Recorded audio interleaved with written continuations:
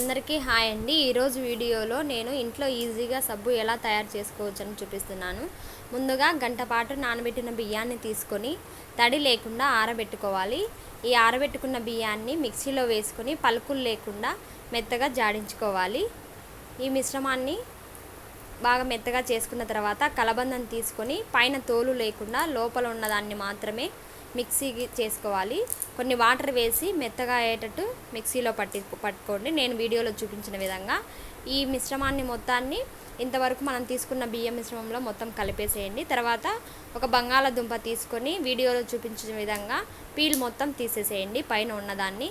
తర్వాత వీటిని చిన్న చిన్న ముక్కలుగా కట్ చేసి పలుకులు లేకుండా కొన్ని వాటర్ వేసుకొని మెత్తగా జాడించుకోవాలి. దీన్నంతటిని ఇంతవరకు మనమైతే ముందుగా తీసుకున్నాం కదా బియ్యం మిశ్రమం, దాన్ని మొత్తాన్ని మూడింటిని ఒకసారి మెత్తగా మనం మిక్సీలో జాడించుకోవాల్సి ఉంటుంది. నేను వీడియోలో చూపించిన విధంగా జాడించండి. ఇదైతే సోప్ మౌల్డ్ నేను మీషోలో తీసుకున్నాను. దాని లింక్ కూడా మీకు డిస్క్రిప్షన్లో షేర్ చేస్తాను, ఒకసారి చూడండి. చిన్న చిన్న ముక్కలుగా అయితే కట్ చేస్తున్నాను నేను ఇక్కడ. వీటిని డబుల్ బాయిలింగ్ పద్ధతిలో మరిగించుకోవాల్సి ఉంటుంది.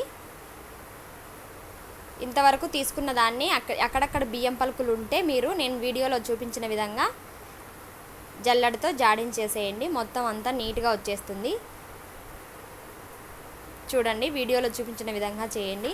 తర్వాత వాటర్ హీట్ అయిన తర్వాత ఇంకొక బౌల్లో చిన్న చిన్న ముక్కలుగా చేసుకున్న సోప్ బేస్ను తీసుకొని ఇలా కరిగే వరకు మనం తిప్పుకుంటూ ఉండాల్సి ఉంటుంది. లోపల వాటర్ ఎక్కువ హీట్ అయితే మనకి ఇదంతా మొత్తం సోప్ మౌల్డ్స్ అంతా కరిగిపోతుంది. సోప్ బేస్ అంతా, సోప్ బేస్ నేను డిస్క్రిప్షన్లో ఇస్తాను చూడండి.